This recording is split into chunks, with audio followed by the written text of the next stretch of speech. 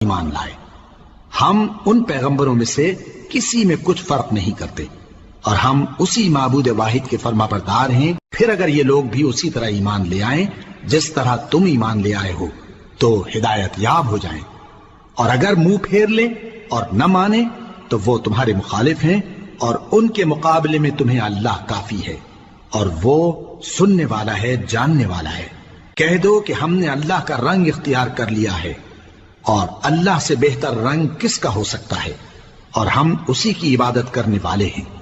ان سے کہو کیا تم اللہ کے بارے میں ہم سے جھگڑتے ہو، حالانکہ وہی ہمارا اور تمہارا پروردگار ہے،